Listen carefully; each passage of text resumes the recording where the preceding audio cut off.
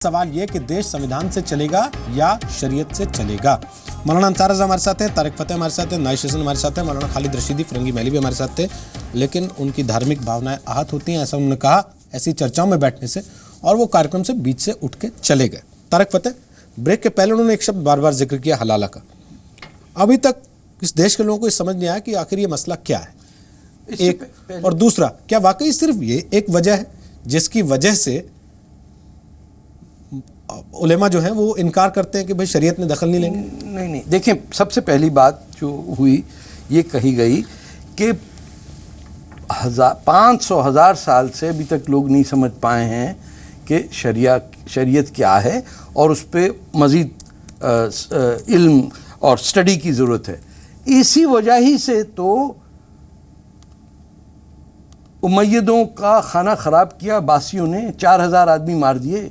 इसी चक्कर में तो सलाउद्दीन अय्यूबी ने फातमाइन को जाके मिस्र में सन 900 के अंदर पूरा मिस्र शियों से खाली कर दिया, जो यमन आए और फिर हिंदुस्तान में लोग सेटल हुए। इसी चक्कर के अंदर कितनी जंगें नहीं हुई कि लोग यही लेते रहे कि असली इस्लाम है क्या। अभी यही सीरिया में हो रहा है, यही आपके लिबिया में हो रहा है, तुर्की में हो रहा है, और पाकिस्तान तो एग्जाम्पल है जहाँ हर इंसान दूसरे को मारता है कि सही मुसलमान कौन है, और 90% मुसलमान है।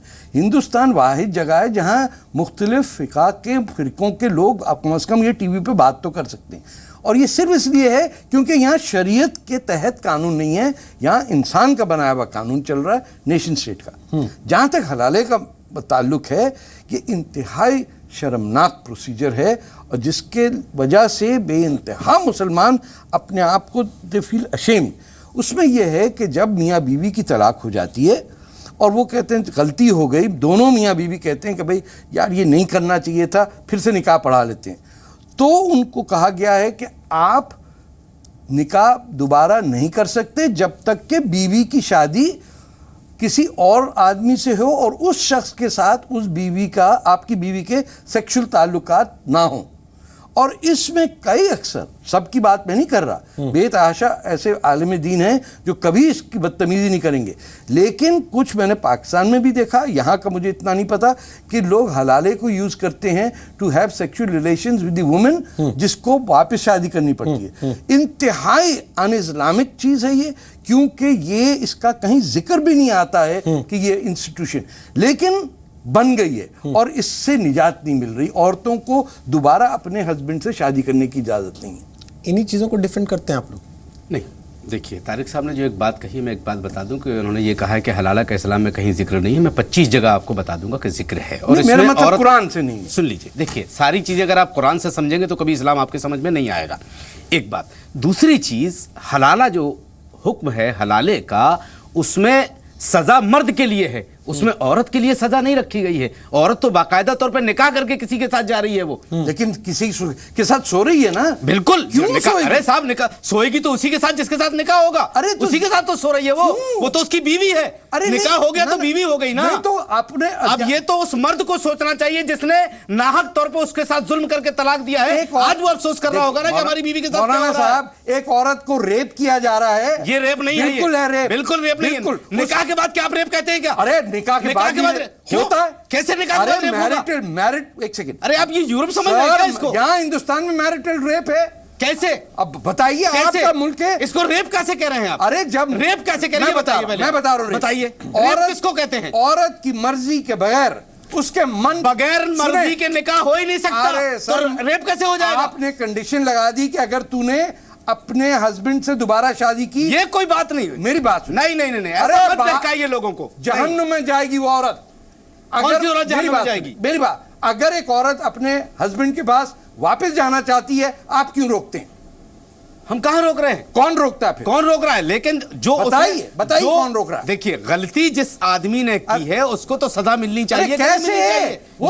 वो थोड़ी किसी के पास जा रहा है, उसकी बीवी को कोई, वो तो निकाह के बाद जा रही है ना, वो तो उसकी बीवी कहलाएगी वो। अरे ठीक है, सुनिए, और फिर उसको तलाक वो देगा। सुनिए एक सेकंड, नाइश हसन, समय खत्म हो चुका है। मैं लास्ट कमेंट आपसे चाहता हूँ। ये सारी बातें सुनने के बाद, इतनी चर्चा के बाद, आपको उम्मीद है कि हाई कोर्ट कहे कि सुप्रीम कोर्ट कहे, आप लोग अपनी लड़ाई में कामयाब हो पाएंगे? जी हाँ, मुझे पूरी उम्मीद है इस देश से कि हम कामयाब होंगे। हम हाई कोर्ट के तमाम जजमेंट ऐसे हैं जो औरत के फेवर में है, जिसमें 3 तलाक को अनलॉफुल कहा गया है, और इस तरह के तलाक को, और सुप्रीम कोर्ट से हमें बहुत उम्मीद है। और इस देश के कोने कोने से हाई कोर्ट और सुप्रीम कोर्ट में पिटीशंस आ रही हैं जो इस बात का सबूत है कि बदलाव के लिए लोग तैयार हैं और बदलाव की तरफ जा रहे हैं। 3 तलाक बंद होगा तो हलाला अपने आप बंद होगा।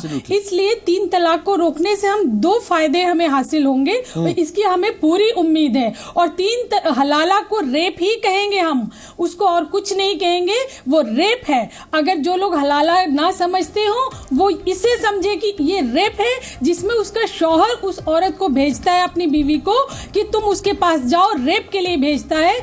मैं ऐसे औरतों को आपके सामने हाजिर कर सकती हूँ जिनके 3 से 5 बार हलाला हुआ, एक ही शौहर ने आज तक 2500 मरतबा टीवी पे आप कह चुकी हैं, आज तक कोई औरत लाई नहीं आप सामने।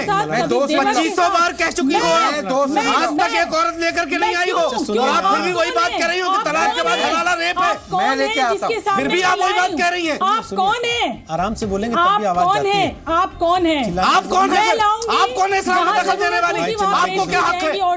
आपको क्या हक है? चिल्लाने की जरूरत नहीं है मौलाना साहब। मैं इस देश की आम औरत हूँ। अच्छा, तो हम क्या पाकिस्तान से आए हैं क्या? आप इस्लाम के कोई ठेकेदार हम क्या पाकिस्तान से आए हैं क्या? ये देश सुनना नहीं चाहता। माफी चाहते हुए नाइश हसन, माफी चाहते हुए हम चर्चा खत्म कर रहे हैं। मौलाना साहब, ये बिहेवियर एक्सेप्टेबल नहीं है। कम से कम एक महिला जब बोल रही है उसकी आवाज़ को दबाने के लिए चिल्लाने की जरूरत नहीं होती।